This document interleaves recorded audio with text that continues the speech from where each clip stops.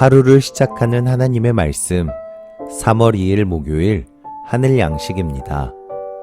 오늘 성경 말씀은 마태복음 4장 1절에서 11절 말씀 가운데 4절 말씀입니다. 예수께서 대답하여 이르시되 기록되었으되 사람이 떡으로만 살 것이 아니요 하나님의 입으로부터 나오는 모든 말씀으로 살 것이라 하였느니라 하시니 아멘. 오늘 말씀은 출제 의도를 알면 답이 보입니다 라는 제목으로 생명의 교회 이병민 목사님께서 집필하여 주셨습니다.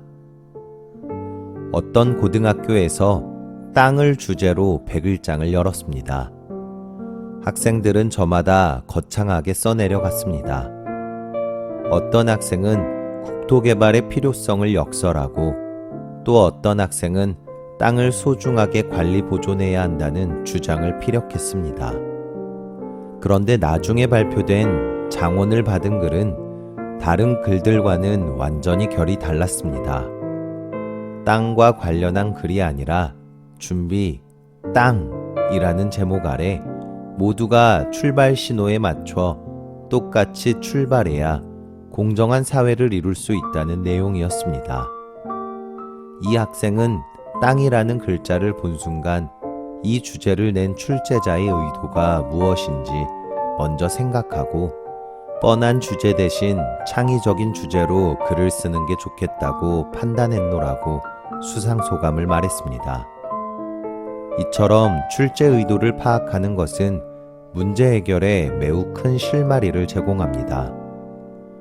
오늘 본문은 우리가 익히 아는 마귀가 예수님을 시험하는 내용입니다. 예수님이 성령에게 이끌려 마귀에게 시험을 받으러 광야로 나가시는 장면과 모든 시험이 끝난 후 마귀가 퇴장하고 천사들이 예수님을 수종드는 장면을 떠올려 보면 우리는 이 시험이 하나님께서 마귀라는 시험관을 통해 공생애를 앞둔 아들 예수를 테스트하게 한 후 하나님의 아들로 인정하고 세상으로 파송하고자 하시는 의도를 읽을 수 있습니다. 마귀의 테스트 내용이 그 증거이기도 합니다. 그러나 예수님은 하나님의 아들로 인정받기 위해 굳이 마귀의 요구사항을 들어줄 필요가 없었습니다.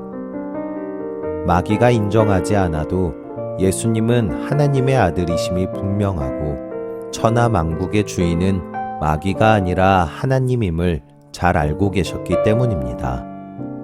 예수님은 출제자의 의도대로 답을 써내려 가셨고 출제자 하나님께 인정받고 마침내 공생애를 시작할 수 있게 되었습니다.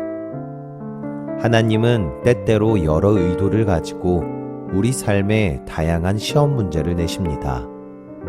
그것을 받아보고 전전긍긍하기 이전에 조용히 기도의 자리로 나아가 하나님의 출제 의도를 묵상하고 예수님처럼 하나님 말씀을 무기 삼아 풀어나간다면 분명 하나님께서 원하시는 답을 써내려 갈 수 있을 것입니다. 그리고 그 시험 덕분에 우리 삶은 하나님께서 의도하시는 방향과 모습으로 변화되고 더욱 단단해질 것입니다. 여러분, 오늘 마주하는 시험을 여러분은 어떤 마음으로 대하고 있습니까? 바라기는 오늘도 그 시험 가운데 출제자의 의도를 이해하고 답을 써내려 가시는 저와 여러분들이 되시기를 간절히 소망합니다. 우리 함께 기도하겠습니다.